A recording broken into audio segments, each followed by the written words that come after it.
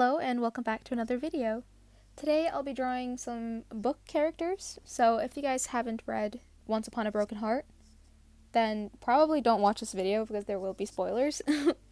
But yeah, I was in the mood for some book fan art, especially since I read this book over the summer, and it's definitely the best book I've read in a while. If we take entire book series out of the equation, then I think this might actually be my favorite book. So yeah, I was really itching to make some fan art, so that's what this video is. And I don't think I've ever recorded a video like this before, because normally for my digital art I use the automatic videos that Procreate records, but I thought it'd be fun to show you guys the actual progress. So yeah. It's a very long video. Hopefully I'll actually have the energy to look through it, edit out some more boring parts so I can shorten it a little bit, because I personally don't like very long videos. But yeah. Also, I tend to take little notes of things or topics to take up for my videos, or things to mention, things to talk about. And I don't have the energy to do this. I don't have the energy to do that for this long ass video, so I'm just gonna wing it. And it'll probably show, but whatever. It's been a while. So yeah, I hope that you guys will enjoy this video. The characters I'm drawing in this artwork are Jax and Evangeline from the book Once Upon a Broken Heart, and it's a fantasy romance book that takes place after the Artfol trilogy. So if you want to read Once Upon a Broken Heart, I would definitely recommend reading Artfol first. You don't have to, but you kind of do. So I read the Artfol series and Once Upon a Broken Heart over the summer, and Artfol was kind of it was good, but it was kind of mid, if you ask me. I really enjoyed the first book, but I don't know. Donatella and Legend, I wasn't very I don't know. I didn't think they were as interesting. I wanted to read about Scarlet and Julian, and I did really like Jax when he showed up though. But I don't know. Once Donatella and Legend kind of took over, then I was like, and I don't know. It was enjoyable, but there were a lot of flaws with those books, and the difference between the three Artfol books and Once Upon a Broken Heart is it's so big. It's shocking because, like I said, I thought there were a lot of flaws with Artfol, but Once Upon a Broken Heart was so much better. It was so good. Not just story wise and character wise, but the way it was written. It's Stephanie Garber just, I don't know. She really improved between in the time span between the Artfol books and Once Upon a Broken Heart, and it shows. It really does. So if you haven't read Once Upon a Broken Heart, basically it's about this girl, Evangeline, who seeks help from Jax, who is the Prince of Hearts, to stop a wedding, and he agrees on one condition, and that's that she owes him three. Oh, I don't know how to explain this without it sounding stupid, but she owes him 3 kisses, and he decides who receives those kisses and when, because he has it sounds dumb, but he has these magic kisses. So yeah, it has such strong fairy tale vibes. I don't know how to explain it. It's really it's a nice change from what I've been reading lately, because I've been reading a lot of dark fantasy, but this is very I don't know, it really feels like a fairy tale or a storybook. I don't know how to explain it. You can see it by looking at the UK cover. I'll show some photos on screen. I actually have the 3 versions of the UK cover, because I have the normal one, and then I have the Jax and Evangeline version, both of them, so the pink and the blue one. And the vibe or the aesthetic that you see on the cover is exactly how this book feels, and I love it. So yeah, I really recommend it. It was it's such a nice read. I just sat there and I just felt good. I don't know how to explain it. It was a good experience. But yeah, I actually don't think there are any flaws with this book, at least not for me. I thought it was For the longest time, this book has been sitting on my bookshelf, and I've been so excited to read it, but I was putting it off because I knew I had to read Caraval first. Um, but like I had a good feeling about this book. Like every time I looked at it, I don't know, I got the feeling that it was gonna be a 5 star, and it was. So yeah, The Ballad of Never After was released. It was released in the UK 2 weeks ago, and then it came out in Norway a week ago, and I pre-ordered it, but it didn't it didn't arrive in the mail until this past Friday, so I haven't actually read anything. So you don't have to worry about spoilers for the sequel, but yeah, I'm so excited to read that. I'm so glad it's finally here, and it looks gorgeous. I love these covers so much. But yeah, hopefully the second one can live up to the first one. And I also heard that um, the author revealed that there will be a third book, so that's good.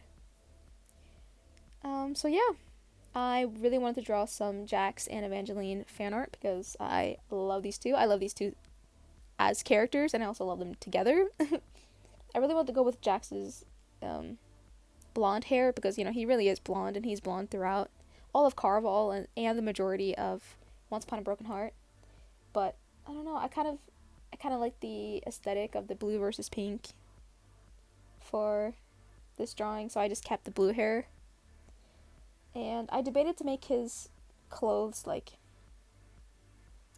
how do you explain it? Like, every time we saw Jax in Caraval, then his clothes were always like really messy, and like he just, I don't know, like his buttons would be undone, and he'd like rip out like threads, and his shirt would be halfway tucked in, and stuff like that. But I kind of wanted to exaggerate on that, but I ended up not doing it because I don't feel like we heard much about it in Once Upon a Broken Heart. Maybe when they first met, but otherwise it's just never mentioned again. So I was like, I'll just skip over that little detail.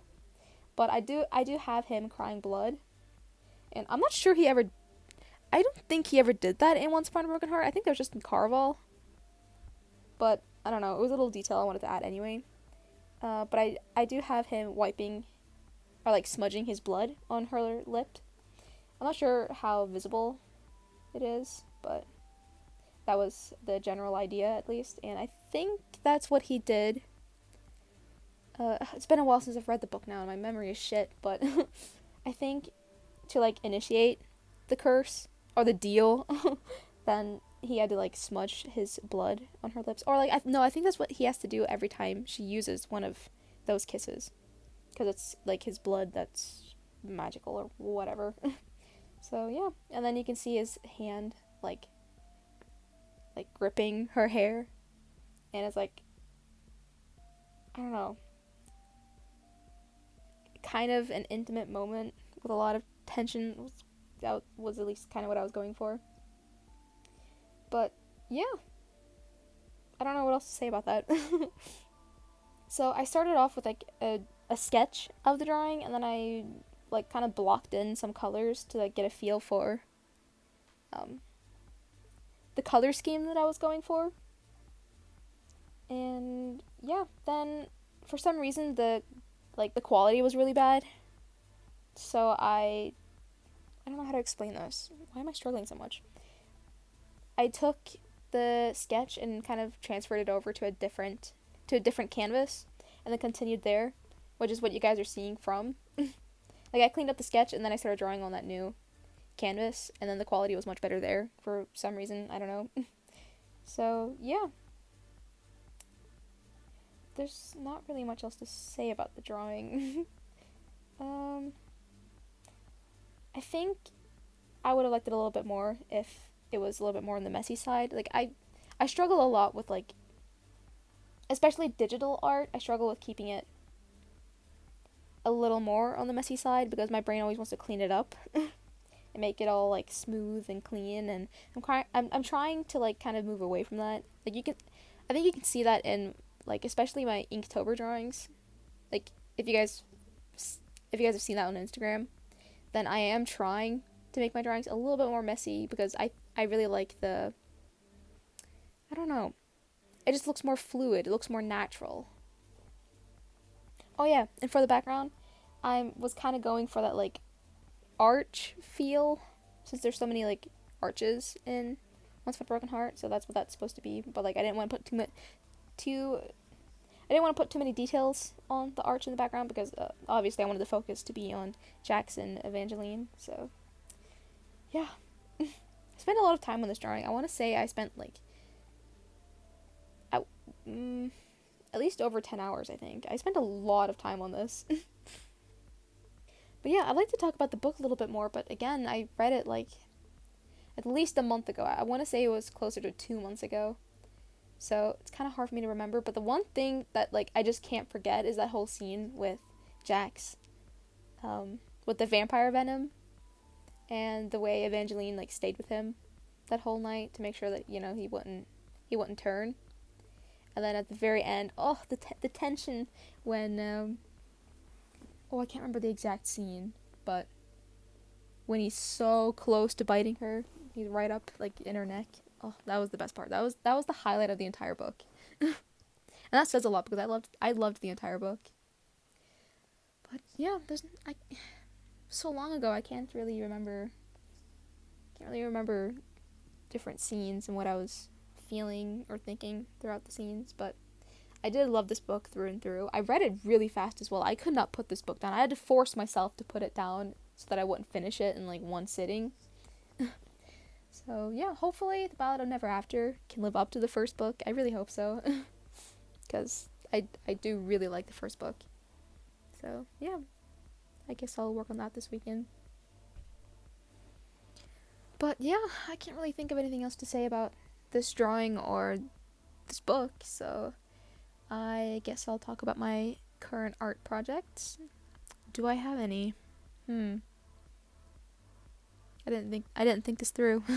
Oh yeah, since it's October and Inktober has started, I think that'll be my priority for this month, because I really enjoy Inktober every year, and with each year I participate more and more. Like I can't remember how many drawings I actually drew during Inktober last year, but it was a lot more than like that was the most I've ever drawn and posted in 1 month. So go find me on Instagram at yunofangirl, because I'll keep making like little reels of each of my Inktober drawings, and hopefully I can, well, realistically I won't be able to do it every day of the month, but hopefully I can do it most days of the month. So yeah, I'm really excited for that. I love this time of year. I love Inktober. And I love it gives me an excuse to make like messy traditional drawings, because lately it's been mostly digital art, and I do like the feel of pen on paper. I do miss it. So yeah, go find me on Instagram then if you want to keep up with my art, because I don't know how many videos I'll be able to make, since my focus is on these little like Inktober reels. And I've been really bad at posting videos anyway. This drawing has been ready for at least 1 week. I want to say maybe 2, but I just never got around to recording the voiceover, and I have to edit the video, and it doesn't help that it's like a really, really long video. There was a lot of content to go through, so, procrastinating. But yeah, hopefully I can get it out today. I'm not holding up much hope though. Yeah, but I did start on a drawing. Oh, the next drawing in my like Genshin Impact portrait series. I can't remember his name, but it's one of the new characters from that new area that I also can't remember the name for. But the guy with the ears, I started drawing him, and I made it to the coloring stage, or the base colors. So I should probably continue that. I finished, I can't remember her name. Yelan. I finished Yelan for the Genshin Impact portrait series. Can't remember how long ago, but yeah. I think I've made some tiny drawings here and there as well. Honestly, you guys will be better off just, again, following me on Instagram and keeping up there, because that's where I post most regularly. And I also update my story pretty much on a daily basis. Maybe not every day, but at least this month. For October, it should be every day. So, yeah. Also, I did start up an Etsy shop. So, I'll try to remember to put the link in the description. So if you guys want little tiny prints for, my digital art, then, you can do that. Like, especially my little Genshin Impact portraits. So yeah, go check that out if you're interested. Maybe I'll sell this drawing as well. We'll see. On to non-art related stuff. What have I been doing lately? School started back up again, so it is harder to stay productive when I have, or like stay productive with my art when there's school in the equation. I'm trying to think of what books I've read since last time, but it's been so long since I've posted a video that I can't remember what I was working on at the time. But I definitely read the Artfol series. I read Once Upon a Broken Heart. I read the first 2 Percy Jackson books, and I'm on the 3rd one right now. I read a little bit more Shatter Me. I can't remember which book I'm on right now. I think maybe it might be Defy Me. So I'm almost done with that series. I don't know if I've read anything else. I can't remember. Again, I can't remember what the last book I was working on was, but yeah. But anyway, I hope that you guys enjoyed this video. I hope it